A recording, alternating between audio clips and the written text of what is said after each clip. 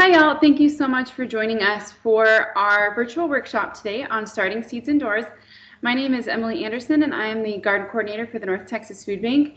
So what that means is I manage our on-site veggie demo garden and it's on-site at the distribution center for the North Texas Food Bank up in Plano. And then I am also involved with garden community outreach. So workshops and sessions just like this. So educating the community and inspiring them to grow food for themselves, nutritious, wonderful food that you and your family can benefit from. So I just want to start off by saying in gardening there are many right ways to do things. There's not just one.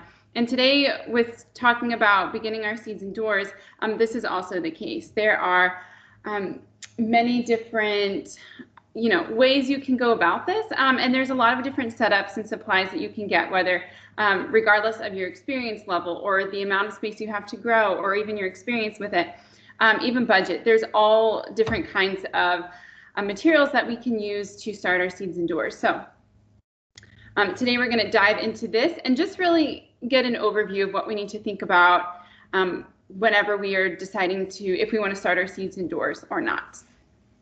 And I just want to make a few points about this slide really quick before we move on. Right here in this picture, this is from our greenhouse. It was taken early November, and this is a 12-cell mini greenhouse. That's kind of what I'm calling it, a 12-cell mini greenhouse, which we'll talk about in just a second when we're talking about types of containers to use. And also just make note of the material that I'm using in those containers. We'll be talking about that as well. Okay, so we are talking about types of containers, and that's probably one of the first choices you really want to make. There are all different kinds, and the first one we're going to talk about is peat pellets or peat pots. These are partially decomposed plant matter, this is partially decomposed plant matter that's really nutritious for your plants. It's found in bogs actually, but it's really nutritious for your plants, and it's really great at holding in moisture while also providing airflow for the roots, because the roots, like people, need air to survive. So that's really crucial, because oftentimes if we put our seeds in potting soil, which is a rookie mistake if you're going to be planting in little seed trays, then which I have done, I'm guilty of that too. But that potting soil oftentimes compacts really easily and just stays really wet for those roots, and you get stunted growth or no growth at all. So we need that airflow, and peat pellets and peat pots provide that. These are also something that you can just stick right in the ground after you've planted the seed in them. Really easy to use and user-friendly. Newspaper pots. This is a great one if you have old newspaper you want to reuse or recycle. We do have a video on the North Texas Food Bank's website. I believe it's going to be up either this month or early January. And this is going to show you how to make these newspaper pots. No tape is involved or anything like that. Really simple and easy to do. Again, something else you can stick directly in the ground to plant. And you just need to open the bottom and put them in the ground. 2-liter bottles. This is something else. This is a fun activity to do with your kids. You can see in this picture here on the slide that this is something that I've tried out in our greenhouse. You can see a little seedling up at the top. So 2-liter bottles work great as well. A mini greenhouse kit, just like we talked about in the first slide. I just want to make a quick note that these come in different sizes. So what I mean by that is there's different number of cells within that mini greenhouse kit. You're going to see one later on in the presentation that has, I believe it's 6 cells instead of 12. And these do come with, so you have your little seed tray, so you're like 6 or 12 seed cell tray. Then it also comes with a tray that has no holes in the bottom, and also it's going to come with a little plastic dome that you can put on top. You didn't see that in the picture, but it does come with all those things. You can also use a 10-20 tray. 10-20 trays are called that because of the length and width. It's 10 by 20. But you can get many different cell sizes within this tray. So we're talking you can get over 100, you can get 72, you can get down to 32, or maybe it's 72 and 36. Anyways, you can get different sizes. And one really great resource for this is called Bootstrap Farmer. I believe it's a company outside of Dallas, And they sell really great, very sturdy seed trays. Any kind of, they have a lot of gardening supplies, but if you really want like seed trays specifically, they are so heavy duty. Oftentimes the ones you get at nurseries with your plants in it, they're kind of flimsy. These are very durable, heavy duty, they'll last you a long time. So highly recommend, if you want good seed trays, to go to Bootstrap Farmer. They are also, they have a good article out as well on what size 10-20 tray do you need, or how many cells in that 10-20 tray do you need, depending on what crop you're growing. 4-inch pots, you can reuse these. Oftentimes, whenever we go to the nurseries and buy something, we get our plants in a 4-inch pot. And these pots are, you can definitely reuse them. I have a lot in my greenhouse myself. But just make sure you rinse out all the soil from those pots before you replant in them, because sometimes there are soil-borne diseases that can stay within that pot, and then they'll wreak havoc on your new plant that you plant in there. So just make sure they're clean.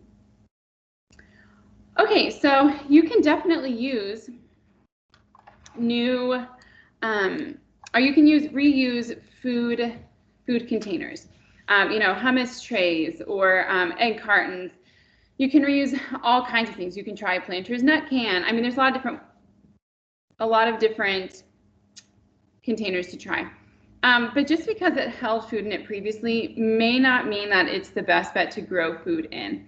So if you notice that on the bottom of a lot of your food containers, or maybe even on the lid, there's a little number with a triangle around it, that's the recycling number. And there are specific ones that are going to be better than others to plant edible crops in. So the ones that are going to be safest to grow your produce in are 2, 4, and 5. You're going to see a little number in that triangle, and you look for the numbers 2, 4, and 5. Those numbers are going to be the safest to plant your produce in. If you see one that has the number 1 on it, and those are really common, those are kind of iffy. And all of this is based on, you know, what was the plastic container made of? Is it going to leach out? Is it going to get, when it leaches out, or if it does, is it going to get into the soil and be taken up by my plants, which I'm then going to eat? Which this is definitely a concern for some people. So just keep in mind that 2, 4, and 5, if your containers have those numbers on it, those are the safest to use. But of course, it's completely up to you. It's up to you and your personal preference. And above all else, no matter the container that you use, please be sure there's a drainage hole at the bottom. Very important. I cannot tell you how many times I've gone to the nursery, picked up a pot, I was like, oh, I finally found the exact one I want, this is perfect, and there's no drainage hole at the bottom. Please make sure there is drainage. Very, very important. Okay, so this slide right here is based on, these are the newspaper pots that I was talking about. And there will be a video out soon, like I said, on how to make these. The reason I show them to you, and I know nothing's planted in them in this picture right now, but the reason I show them to you is because I planted them like almost 5 or 6 months ago, and they're still holding up. When I first planted them, they seemed a little, I don't want to say flimsy, but they weren't super stable because the bottom had a lot of folded layers on it, and it's kind of leaning to one side. But I show this to you now because the bottom's really compacted. Those guys aren't going anywhere. They stayed outside for weeks and months, and they've done really, really well. So this is a really good way to reuse some of your old newspaper that you may have lying around, and they do hold up. And again, you can plant them directly in the ground, easy peasy. Okay, so now that we have our container, let's talk about planting medias. There are a lot of different paths that you can choose with this one as well. But again, like I said, potting soil is probably not the best bet for you because I've tried it, didn't have great success. And potting soil really just compacts and just holds moisture just too much. It really can kind of suffocate those roots. So another way a better way to start off your seeds is a prepackaged seed starting mix. This is going to be much lighter, much fluffier than your potting soil. Oftentimes it's going to have vermiculite or perlite or coconut coir, which we'll talk about in a second, in that mixture to keep it light and fluffy. So oftentimes they may be a little bit more expensive and in some smaller bags, but that might be the perfect size for you if you are just wanting to grow some vegetables for you and your family. Okay, so I mentioned vermiculite just a second ago. Vermiculite is what you see in this picture, and if you notice, there are 2 different sizes in this picture. The tray towards the back of the picture, that is, they're more like pellets, and then the one towards the front, it's much finer and a little looser. So either way works, but vermiculite and perlite, which will come up in just a second, perlite and vermiculite are both volcanic rocks, and they both hold in moisture really well as provide aeration for roots. So it's not going to compact like your potting soil. So North Haven Garden, a local nursery here in Dallas, suggests a mix of coconut coir or seed starting mix with a 50-50 ratio of vermiculite or perlite. Coconut coir, it's just those fibers that are on the outside of a coconut. That's really all that it is. And just a shout out to North Haven Gardens really quick. If you're in our area, please feel free, stop by and visit them anytime. Their staff is very knowledgeable and really helpful.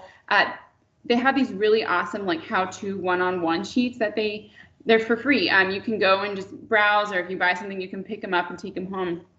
And right now they're selling bulbs. So they have I think it's like a 2 or 3 page packet on, how do you maintain and care for bulbs. So really, really great. They have a lot of really nice resources for new gardeners and experienced gardeners.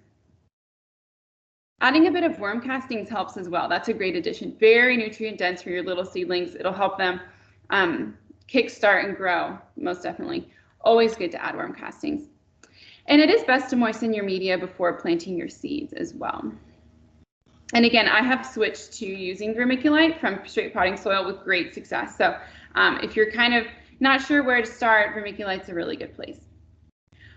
Okay, so this slide is about planting seeds. And a lot of what's on the slide is going to be a review for you, if not all of it, but it's always nice to just have reminders.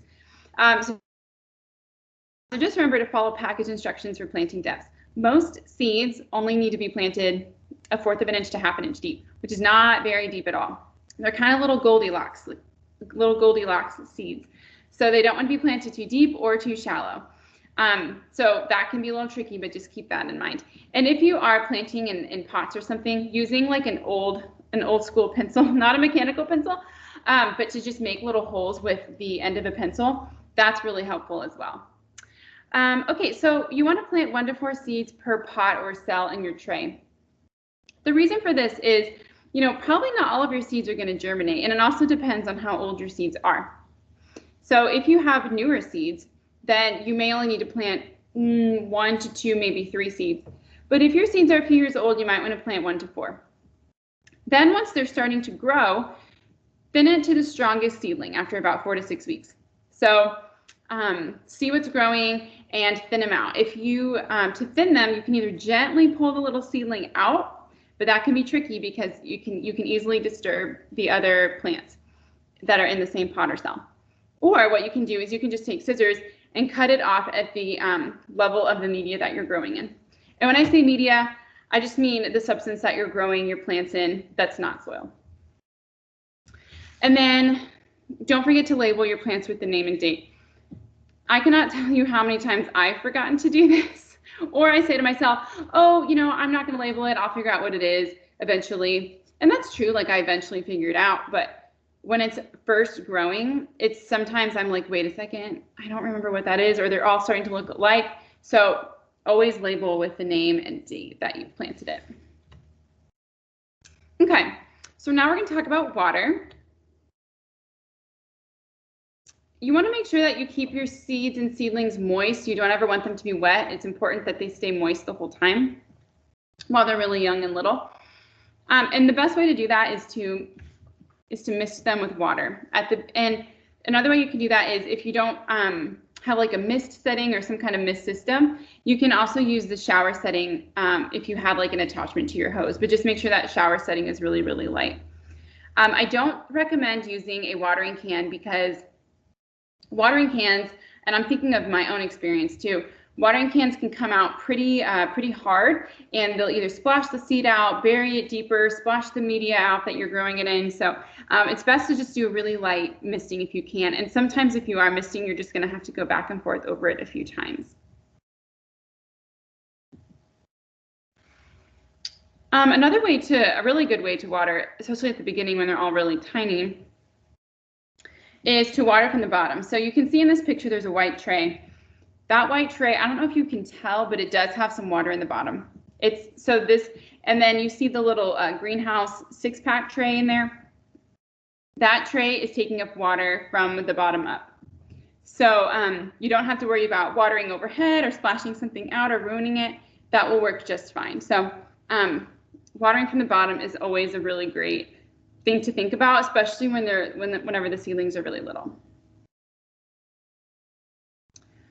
Okay, so lighting. It is very easy when we're talking about growing seeds indoors to get lost on this subject because it's really, really important, and there are a lot of different options to choose from. So I'm hoping that this slide kind of breaks it down for you a little bit, really helps you know what is it that you exactly need to know. You can go out and find the correct lighting for you. So it's really important to remember that your plants need 16 to 18 hours of sunlight daily.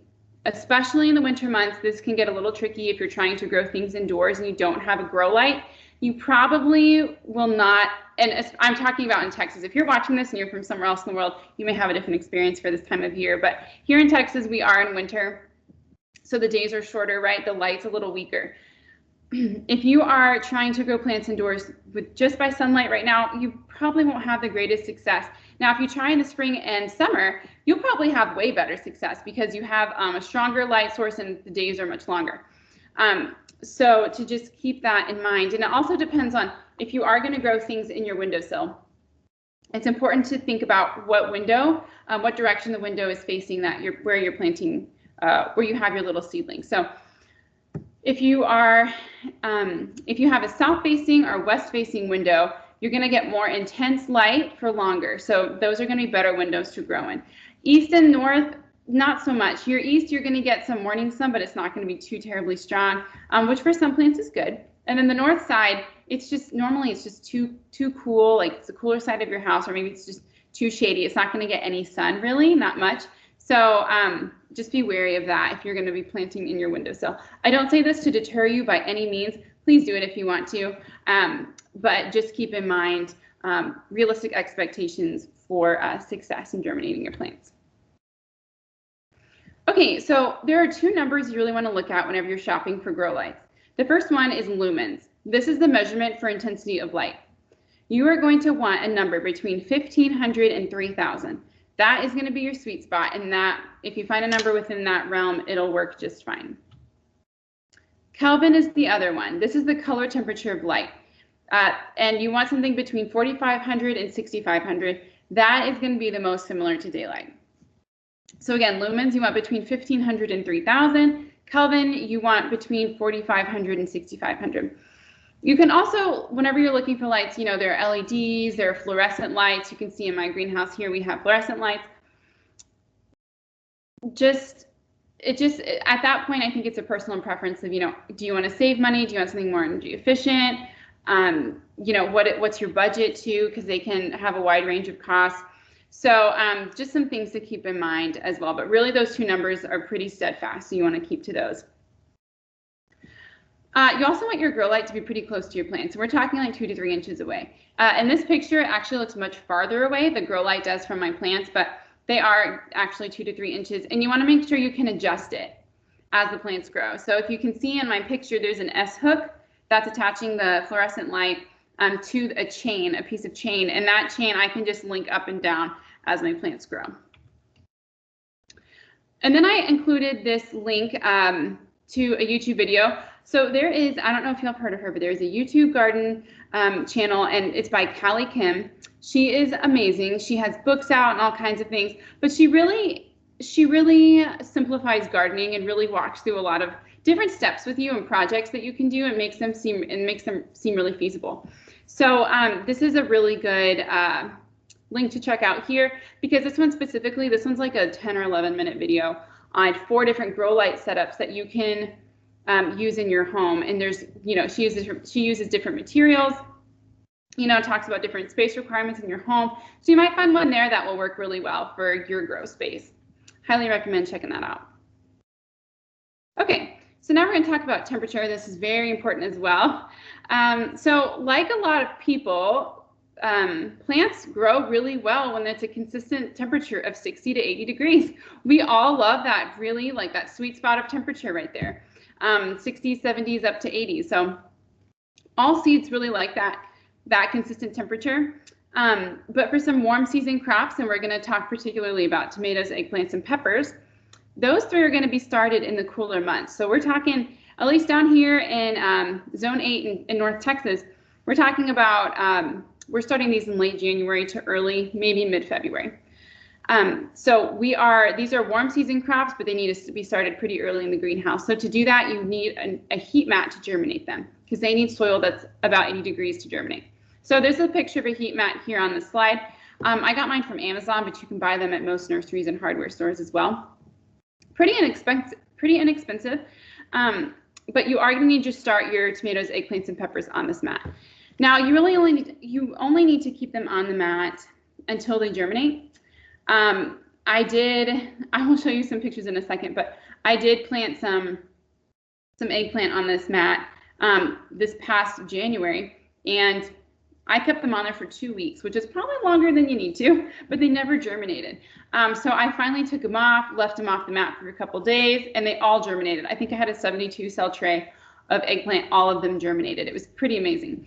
But that's what gardening is, right? It's things happen that shouldn't happen, and then things don't happen that you think should happen. And so it's just full of surprises. So if you're someone who likes surprises, this is a good hobby for you. So again, just keep in mind that heat mat for those warm season crops. Cool season crops, I mean, temperature matters, but you don't need to start any on the heat mat, okay? They do like that. I mean, some of them even are good to, 60 to 80 is good for like the warm season crops, I should say, but the cool season can go much lower than that. So, but they don't need a heat mat. Okay, so this is the eggplant I was talking about, my bumper crop. I think in 3 months' time, I had over 100 pounds of eggplant, and they all started from seed. In the hole, they were the ones that were on the heat mat that took forever to germinate. You can see in the left picture that there's one bed that, the front bed right at the front of the picture, and then there's one in the back. So those two of my 3 or 4 eggplant beds. And then the picture on the right are some eggplant from those beds that we harvested. Really beautiful, really nice. And I just show this to you to encourage you that you can grow things from seed successfully, even if things don't seem to work out right at the beginning 100%. Just give it some time, let yourself learn, and you can also have a bumper crop of different things every year. Okay, so the next slide, we're talking about fertilizer. What I have pictured here at the top are 2 of my favorite fertilizers, organic fertilizers that I like to use. So on the left, we have liquid kelp, or it's called liquid seaweed. And then on the right, we have liquid fish or fish emulsions. That's another name for it. Both are organic, very easy to apply. The liquid kelp can be applied, as you can see on the far left of the picture, in a squirt bottle, diluted with some water. And the liquid fish also is applied very easily with a watering can. So with the fish emulsions, it's super high in nitrogen, and it's a great, quick, fast-acting nitrogen that the plants can take up and use right away.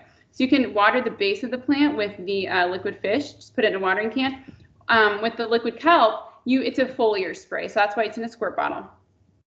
That means that you are going to spray the leaves of the plant with that foliar spray. So that they're both just really easy to apply, and I feel safe applying those to my plants and then eating them. So the fertilizers, though, are not really needed until the first set of true leaves come about on the plant, which we'll talk about that in just a moment. It might be best to, obviously follow and read the labels for frequency of application and how much to apply.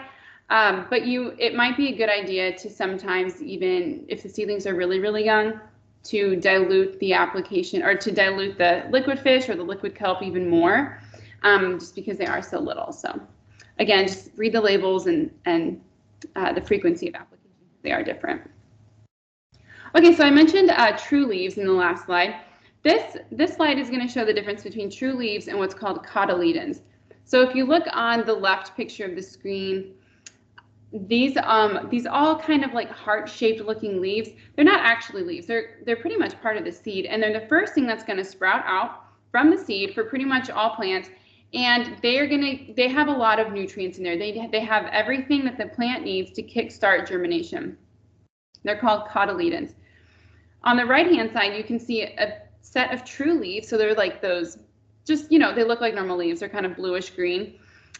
Those are the new leaves. And then you can see an orange kind of pinkish heart-shaped leaf. That's the cotyledon. and it doesn't look so hot because it's pretty much done its job. So it's going to fall off. You can see one that I think has already fallen off on the other side of the plant. So these don't last for very long. And if you notice any brown like stains on the leaves, that's from my liquid seaweed that I already have started spraying these guys with. Okay, so potting up, just a couple quick notes on this. Oftentimes gardeners you'll probably need to pot up your seedlings at least once or twice. Some people like to pot theirs up even more, maybe 3 or 4 times. The biggest that you want to pot your plant up to is probably about a 4-inch pot, which is what you buy at the nursery before you put it in the ground. But some signs that you may want to look for to see if your plants are ready to be potted up are when you see the roots coming out the bottom, or if the roots are wrapping around the container. That means that it's root bound and it's ready to get out. The roots need somewhere else to go. So keep an eye out on the roots to see what they're doing. Also check to see if there are 2 sets of true leaves. So in this picture here, you can see in this middle pot that there are 2 sets of true leaves. That means that it's probably ready to be potted up. In this instance, I have already potted up to a 4-inch pot. So it's getting ready to be moved to outside. And you can also note too, if you're looking to see if it's ready to be potted up, which this will be in correlation with the roots too, but if it's getting to be a couple inches tall, you might want to start paying attention to that as well and checking the roots to see if they are wrapping around too. Okay, so pretty much the last step in transplanting your new little seedlings outside is to harden them off. This is going to help acclimate the plants to the outdoors. This is going to be a transition period for them. There's something called transplant shock, where you take a plant that's been grown in a controlled environment for a while, you move it outside to the elements, and it just flops and dies. Because there was no transition, it wasn't able to acclimate to its new environment. It was just set out there with like no warning. So how we can do this is we can bring our plants, once they're fully potted up, outside for a week or 2 before planting, and we're just going to bring them outside for maybe 2 to 4, maybe 6 hours a day over a week or 2 right before we plant them outside. So pot them up, move them outside for a little bit. When you move them outside, you want them to be in a covered or partly shaded area during the day. So under a tree is a really good spot. And then if we're going to have severe weather of any kind, or high winds or heavy rain, then go ahead and bring them inside. And I also suggest bringing them in at night as well, because if you leave your little seedlings that you've worked so hard to grow, if you leave them out on some kind of on the ground or something like that, they're going to probably get eaten by a night critter. So just be mindful of that and to definitely bring them in at night. Okay, so I just wanted to share with you a planting calendar that I really, really enjoy. This is for the North Texas area. This is from North Haven Gardens again. I alternate between 2 main planting calendars, and it's going to be this one, and it's also going to be Texas A&M AgriLife Extension's North Texas planting calendar as well. They're just really easy to read, and I really do enjoy them. Now, just keep in mind too that these planting guides are not hard and fast dates. You really have to see the weather. Does it look like we're staying cold longer than past our frost date? Are we having early frost? It all just kind of works around the frost. So this is more of a guideline. Just keep that in mind. So you can see in January, I don't know if you noticed, but you're starting everything pretty much indoors, except for, looks like spinach, Swiss chard, and onions. Everything else is inside, and January is creeping up on us. So if you think you want to start your seeds indoors, then highly recommend buying your supplies now. You still have a couple weeks to do it. Tomatoes and eggplant and peppers are starting soon too. So you can see you're planting tomatoes in January, and then eggplant and peppers from January 15th to March 1st. So again, your planting windows can really pop up on you really quickly. So make sure you have those heat mats if you want to plant those this year. And then also, if you look on the right side, all of February, you can plant your transplants. So you're starting your seeds indoors in January. Then in February, they should be ready, pretty close to being ready to be transplanted outside, because they should grow pretty quickly if the conditions are right. So just be mindful that, transplants are coming up very quickly. And then you can see that February 1st through March 15th, a lot of things can be planted outdoors. It's kind of that transition time of the year, so do be careful about that, because we can get some late frost. But really, like this, January, February, be sure that you're paying attention to the calendar and starting things inside if you're wanting them to be outside ASAP for the spring.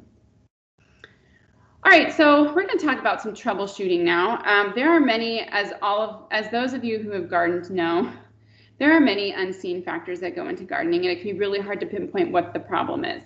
So in this slide, we're going to talk about some of the common problems that may be why, if your seeds aren't doing the best, maybe why that would be. Okay, so you could have old seeds. All varieties of seeds really have what I call like years of viability. So what I mean by that is just they're good for a certain number of years. So some seeds are good for 1 year, some are good for 2, and some are good for 5, and anywhere in between. It also just depends on, you know, how were your seeds stored. If they were stored in a controlled environment and they were in a dark environment and it's also dry, well, they might last longer than, you know, the 2 years that the package says. It really all depends. Or maybe if they weren't stored properly, they're not going to last as long. And sometimes your seeds, you know, you have, you know, stored them well for the last couple of years, they should still be good, and they're just not working. So it's nice to always do a simple germination test at the beginning of the year of your planting season. The Goldilocks seeds, maybe they're planted too deeply or not deep enough. We talked about that. Too little or too much water. Maybe your seedlings are looking leggy. So when I say leggy, I mean it has a long, skinny, spindly stem and not many leaves at the top. Or maybe it's just cotyledons, or maybe it's 2 sets of true leaves, but they're really tiny and not growing. So this is mainly stem. This means that there's not enough light, or you need to move the grow light closer. This is often, it's due to light. The plants are reaching for that light, and they just can't, they're using all their energy to reach for that light instead of growing and putting on new leaves. Experiment with different planting medias. I had to do that. As you can see, this is a picture from my rookie stage, and this is when I was using potting soil, and you can see a lot of cells are not germinated, or if they have, they don't look that great. And I switched to pure vermiculite, and I've had much better success with that. So sometimes it's just trial and error, you know, what works for you and in your grow space. And add a fan. If you're growing your plants in an environment that's pretty humid, gets kind of warm, and there's no airflow, fungal diseases love that. Plant diseases love those humid temperatures and that stagnant environment. So be sure that you add a fan. It can be a box fan. It can be maybe even like a standing fan of some kind, depending on your space. Those plants are gonna need some airflow. And that airflow also helps the plant's stems to strengthen, because if there's some wind or some movement in the air in that greenhouse or your grow space, those stems are going to strengthen up and have to keep upright. So that's going to help them be stronger whenever they go outside. And I just wanted to add a slide of encouragement for y'all that you can do this. You know, don't give up. It's kind of like the eggplants. You know, things weren't working out quite like I thought. I almost dumped the seeds away, and they all germinated just fine. So please just know that you can do this regardless of space, so long as you have a decent light source, okay? You can't grow these in the dark, but you can grow them with sunshine. And your failed attempts in the past do not mean you have a black thumb. I grow things for a living now, and I have killed plenty of plants, so you can do it. You have it in you. And gardening is an experiment. You know, my motto is, when in doubt, try it. You just never know, because every house, every duplex or apartment, balcony, front porch, backyard, they're all their own unique microclimate. So your back patio may be different than your neighbor's, even though you may be facing the same direction. Your houses may be facing the same direction, or you're only right next door to each other. You're going to have a different environment than them. So everybody's is different. So just experiment until you find something that works for you. And then again, just know you can successfully do this. So I just wanted to put a few notes in the at the end of this presentation. If you wanted to get involved with Jan's Garden at the North Texas Food Bank, or if you would like to see some of our other resources, then I just wanted to share these few things with you. So the first link is going to be this left picture, and this is the Jan's Garden page at the food bank. This has the date for our next workshop. This is going to have like 101 how-to planting guides that are planting tip sheets that are for beginning gardening. It's videos to a lot of our, or a link to all of our videos, our garden tip videos, And then on the right side, this is our partner garden page. And our partner garden program is for gardens in the community that, whether they're with a school or a church or just for community members to join, and they donate at least 10% of their harvest each year to a partner agency or to a food pantry that is associated with the North Texas Food Bank. So these gardens become our partners in helping feed our hungry neighbors. So if you are involved in a garden, or if you know somebody who's involved in a garden and would love to partner with us, please fill out an interest form at the second bullet point link. And then if you want to volunteer with the garden specifically, we have a few volunteer options here. We have a garden colonel position and a teaching assistant colonel position. So a garden colonel, or a colonel, is a volunteer, but it's a more consistent volunteer. It may involve a little bit more responsibility just because you're going to be there more often. So this is going to be hopefully a weekly or maybe even bi-weekly volunteer to help with garden maintenance, harvesting, planting, all of that fun stuff, weeding. And then we also we meet Tuesday mornings from 9 to 11 a.m. so we can make sure that we harvest and can get it to the food pantry when they're open. Gardening experience is definitely not required. You can definitely come and learn with us there, and we're looking for 1 to 2 colonels. For teaching assistant colonels, this is more of a post-COVID position, but I'm happy to, if anybody's interested, to please reach out to me. This is going to assist with in-person programming, and this could be with adults if we have a large number of people signed up for a class, or it'll be particularly with children, probably around elementary school age. And this may involve some traveling around the community to different rec center sites, maybe libraries. It may also be at Jan's Garden up at the food bank in Plano. And this is going to be more classroom management. There won't be any prep required on the end of the teaching assistant colonel. It's really just to help with classroom management. And then this position may require some weekdays or weekend traveling around the area. So if you're interested or know somebody who might be, please have them email me if they are interested. And I just want to thank y'all so much for joining us for this presentation. I hope you are inspired to begin your garden indoors this year. Maybe it's a 2021 New Year's resolution for you. And my contact information is down at the bottom of the screen if you would like to contact me. And just thank you so much again. I know this is a busy time of year, so we appreciate y'all joining us today. Y'all have a great rest of your day.